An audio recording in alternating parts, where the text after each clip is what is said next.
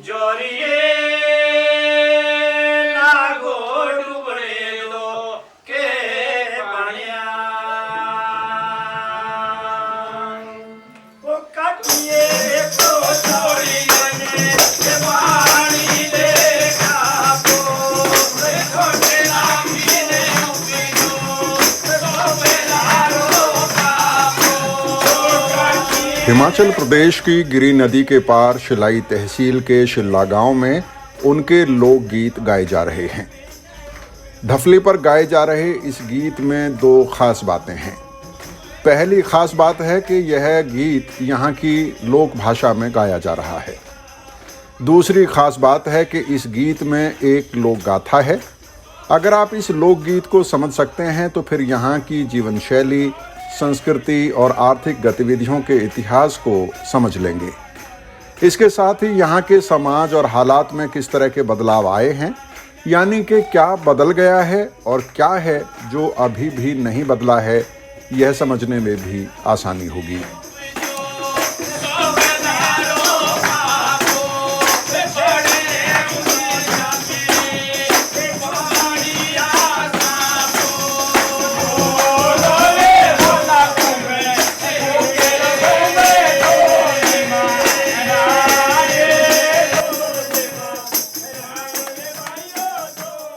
हाटी कबीले की हमारी एक वीर गाथा है जिसको हमारी भाषा में ठुंडू कमरो कहते हैं। ये दो समुदाय के बीच में विवाद हुआ था, उसकी वीर गाथा है। इसका मैं संक्षिप्त में वर्णन करूं कि ठुंडू जो बरादरी थी वो जुब्बल से थे और वो अपनी भेड़ बकरी चुगाने के लिए नीचे धनला जगह एक हमारी आंच भोज में वहाँ लाते थे। और जो जिनका वो क्या उनके जंगल था, जिनका उस पर अधिकार था, वो उनसे उस जो चुगान के रूप में एक कर वसूलते थे, भी बकरा देना पड़ता था, हरजाना देना पड़ता था। वो उन्होंने नहीं दिया तो उन्होंने उनके साथ झगड़ा हुआ। तो इसकी वीर गाथा है ये ठुंडू कमरू हारुल है।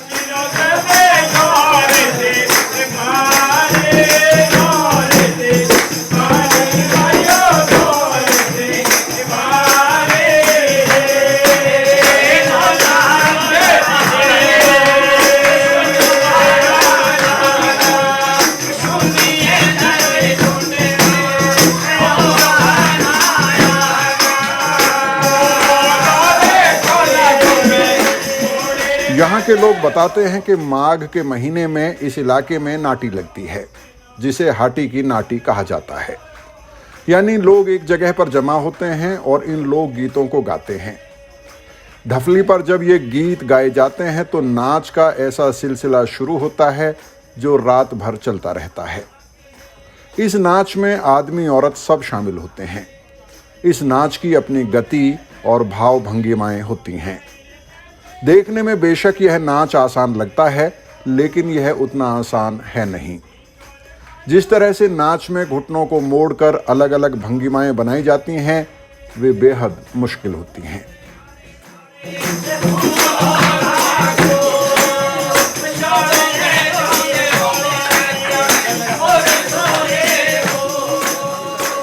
ये जो वीर गाथा है हमारी जो हारुल है, इसको मरासा नृत्य भी गाते हैं। और विशेषकर जो हमने अभी गाई है, ये हमारे मांग के महीने में जो मांग की नाटी लगती है, त्यौहार होता है, उसमें गाई जाती है। और इतने लोग समूह में जो घर में बैठ करके जो लोग इसका आनंद लेते हैं, इसमें औरतें भी नाचती है और पुरुष भी नाचता है और अपने इच्छा अनुसार नाचता है।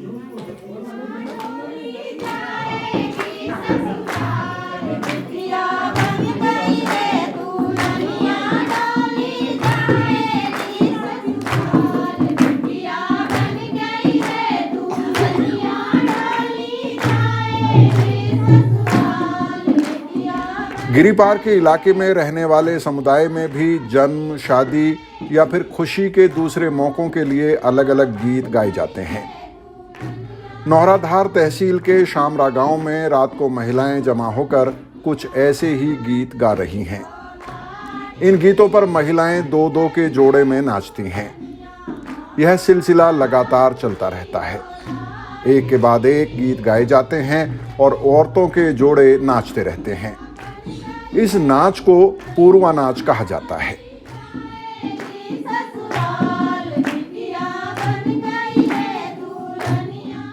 जब शादी होती है तब, और जब कोई छोटा बच्चा होता है उसका नामकरण वगैरह करते हैं तब भी, कोई भी खुशी का माहौल हो तो तब हमारा ये फंक्शन होता है।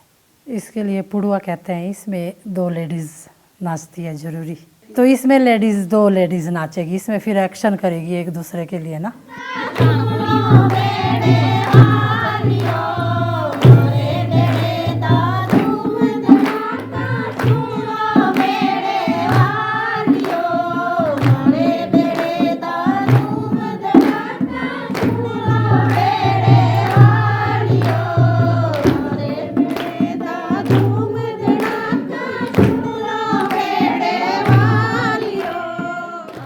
जैसे पुड़वा हो गया हमारा, तो इसमें 2 लेडीजें उठती है, दो लेडीजें नाचती है इसमें। बाकी खुशी का माहौल होता है तो बारी बारी से सब नाचते रहते हैं महिलाएं, यानी महिलाओं का अलग होता है ये हमारा। तो ये नाचने का। ये बताइए कि जब आप 2 मिलकर नाचते हैं तो पहले से डिसाइडेड रहता है कि मैं उसके साथ नाचूंगी, या उसी वक्त एक दूसरे को देख के उठ जाते हैं? पहले से भी होता है सर, डिसाइडेड जोड़े होते हैं हमारे बने हुए, जैसे हमारे पार्टनर।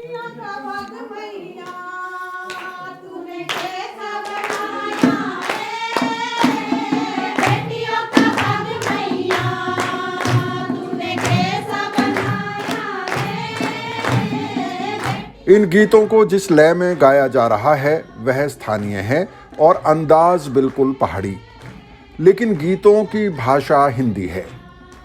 अब ब्याह शादी या फिर बच्चों के नामकरण के समय हिंदी के ही गीत या भजन गाए जा रहे हैं, लेकिन हाटी समुदाय को जनजाति की सूची में शामिल करने की मांग के आंदोलन के साथ ही यहाँ पर अपनी भाषा और गीतों के संरक्षण के प्रति एक जागरूकता और उत्साह दिखाई देता है। हालांकि भाषा को पुनर्जीवित करना एक आसान काम नहीं होता है, लेकिन फिर भी अपनी संस्कृति और भाषा के प्रति चेतना और चिंता एक अच्छा संकेत है।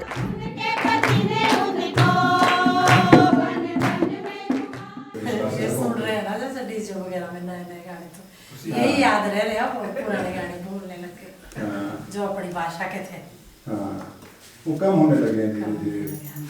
आपकी जनरेशन में भी अब डीजे का क्रेज ज्यादा है। हाँ जी, हाँ? पर हम तो अब पुराने ही गाने करेंगे, अब रिपीट उसको याद करेंगे अब अच्छी तरह से ना। हाँ। पुराने ही गाने लगाएंगे। इतना आसान है? हाँ जी, ऐसे पुड़वा तो हमारे पुराने ही गाने में लगाते, ज्यादातर पहाड़ी गाने में होता है ये तो, जो हमारा ये पुड़वा नाच है।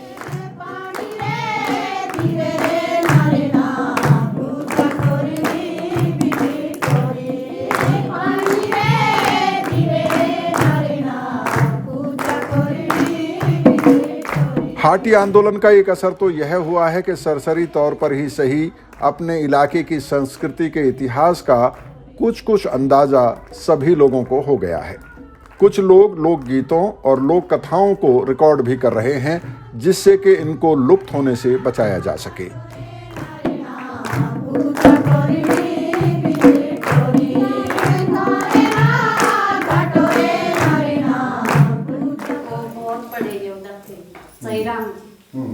तो यहाँ पे जब संगड़ा में हमारे ओबीसी वगैरह लगते हैं ना जी, तो वहाँ पे उन्होंने अकेले लड़ाई लड़ी, और वहाँ पे बहुत सारे थे ना उधर के जो पानी बैठ के लोग हैं, तो वहाँ पे उन्होंने लड़ाई, छाटी पासी होता था ना पहले, तो जब लड़ाई लड़ी अकेले तो लाठी से क्या नाम के अकेले लड़ा उन्होंने, और बीच में नेड़ा खड़ा होता है ना नदी, तो वहाँ तक अकेले आए वो लड़ते लड़ते, लाठी टूट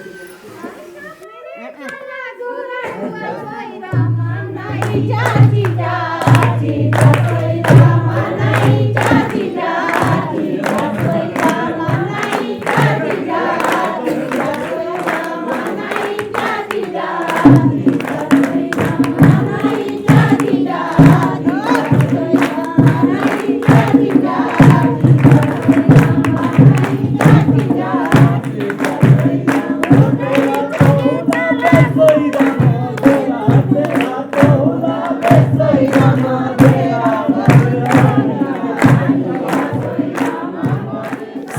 बात है ना, जो हमारी पुरानी संस्कृति है, क्योंकि आजकल नए जनरेशन है सर, हमें पिछली बातें भूल रहे हैं। जो भी हमारा पिछला इतिहास है, हमारे जो पीछे योद्धा थे जी, कई योद्धा थे हमारे, तो उन्होंने बहुत अच्छा इतिहास रचा उन्होंने। तो हमें भी यही सीख लेनी चाहिए उनसे कि दोबारा हमें अपनी जो पिछली संस्कृति है, हमें उसी संस्कृति की ओर ध्यान देना चाहिए। अपनी भाषा को बचाया जाना चाहिए। अपनी भाषा को बचाया जाना चाहिए। जैसे हमारे गाने हैं, खान पान है सर, हमारे जो रीति रिवाज हैं हमारे पुराने, इस तरह के हम आगे अपने बच्चे को भी बताएंगे।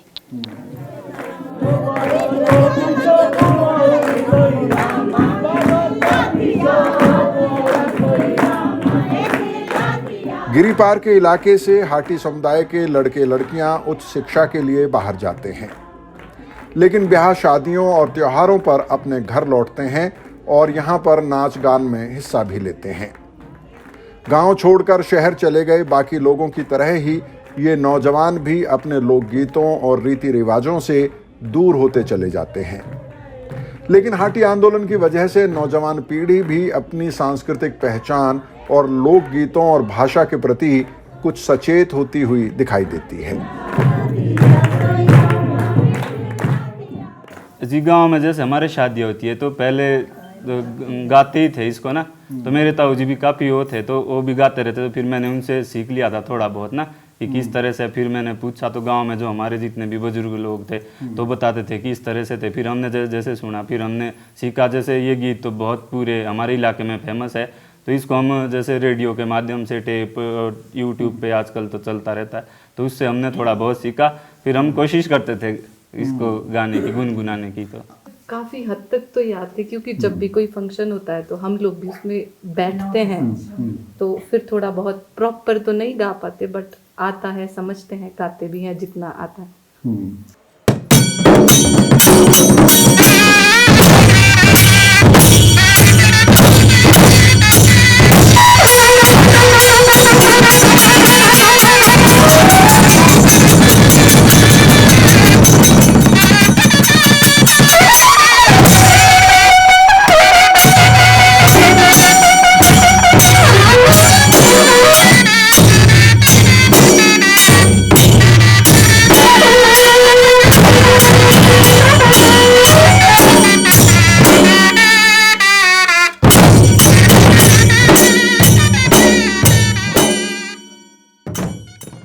पहाड़ी गीत हमने पहले भी सुने थे, लेकिन शायद इतने ध्यान से नहीं।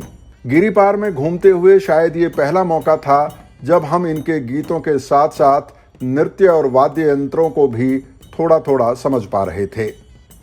मसलन यहाँ पर तरह तरह के वाद्य यंत्र तो मौजूद हैं ही, हर मौके के लिए अलग अलग धुन भी होती है। गिरिपार के इलाके में हमें लोक कला के जानकारों ने बताया कि यहाँ के हाटी परिवारों में जन्म, ब्याह शादी या फिर त्योहारों के लिए गीत संगीत और नृत्य के अलावा मृत्यु पर भी धुनें बजाई जाती हैं।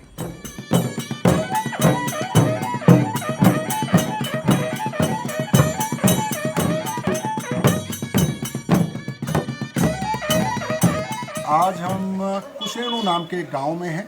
यह गांव हिमाचल प्रदेश के सिरमौर ज़िले में है। हाटी समुदाय इस गांव में निवास करता है और आज का दिन मेरी ज़िंदगी का बेहद ख़ास दिन है। वो इसलिए कि आज मैं कलाकारों से घिरा हुआ हूँ। इस समुदाय के कुछ जो नेतृत्वकारी लोग हैं उनसे वो मेरे साथ हैं और इस गांव के लोग भी चारों तरफ हमारे साथ जमा हैं। कई मसले हैं जिन पर इन लोगों से बात करेंगे और उन पर अलग अलग रिपोर्ट आपके सामने आएंगी। लेकिन फ़िलहाल मेरे साथ ये जो कलाकार हैं जिनके नेतृत्व में ये ग्रुप अपनी कलाकारी दिखाता है, वाद्य यंत्र बजाता है, वो मेरे साथ मौजूद है। अपना नाम मुझे बताइए। बंसीराम। बंसीराम जी। तो बंसीराम जी, आपके अलग अलग वाद्य यंत्र हैं जी हाँ। और अलग अलग अवसर पर आप इनको बजाते हैं। जी हाँ। तो क्या अलग अलग अवसरों के लिए जी हाँ अलग अलग धुन भी होती है? जी हाँ। थोड़ा सा बताइए इस बारे में, थोड़ा सा ऊंचा बोलिएगा। जैसे जिस हिसाब से हमारे रस्म रिवाज के मेले त्यौहार होते हैं ना जी, उसकी एक अलग अलग धुन होती है। मगर जब भी हमारी कोई भी वाद्य का जो शुरुआत हो, श्री गणेश होता है ना जी, वो हमारा आगाज शब्द से होता है, इसका नाम शब्द है, जो मैंने अभी बजाया था। शब्द बजा के दिखाइए तो एक बार। हाँ, शब्द।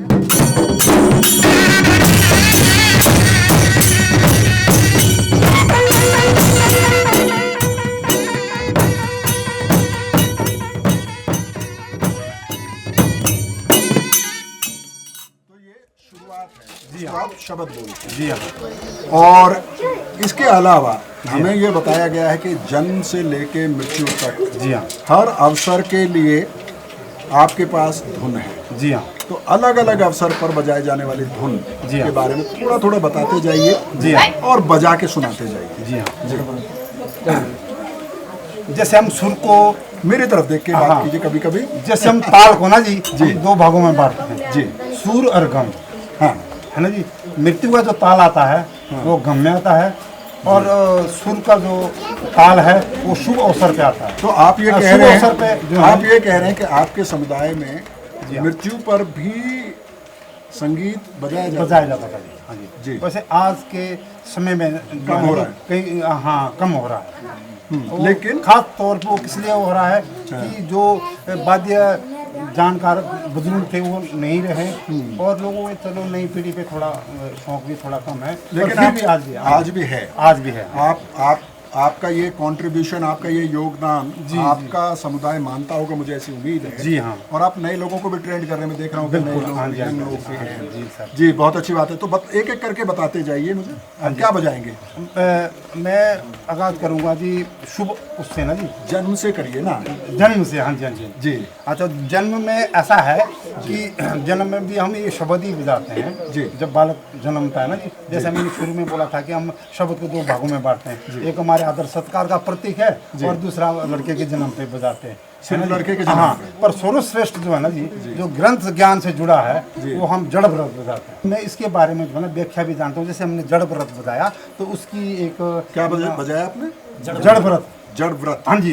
पर इस जड़ व्रत का जड़ भरत, हाँ, बजाने से पहले हम एक जैसे बोलते हैं कि मोहरा देते हैं ना जी, हाँ वो बोलते हैं। तो इसका मोहरा है, जड़ का नाम जड़ भर था, गोप का गोविंद, शेप की शक्ति, पात के पार्वती, जड़ भरा जो ना बजंत्री के बेटे किस तरह से बजाना, तब हम इसको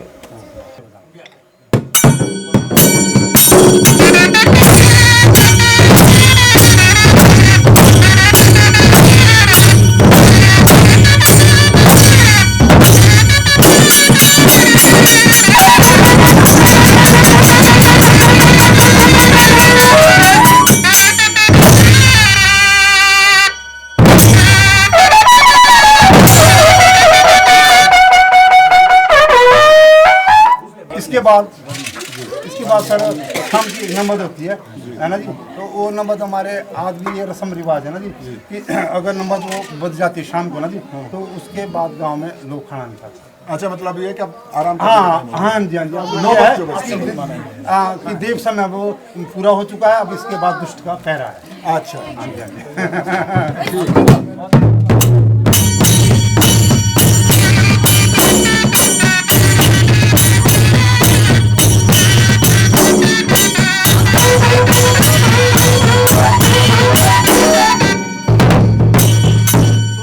जब रात की नौबत बज जाती है उसका मतलब ये माना जाता है कि अब आराम का समय है, काम खत्म हो चुका है, खाने का समय खत्म हो चुका है और आप आराम कीजिए। और सुबह फिर संगीत बजता है जो इस बात का संदेश देता है कि नया दिन शुरू हो चुका है, रात बीत चुकी है और जिंदगी शुरू होनी है।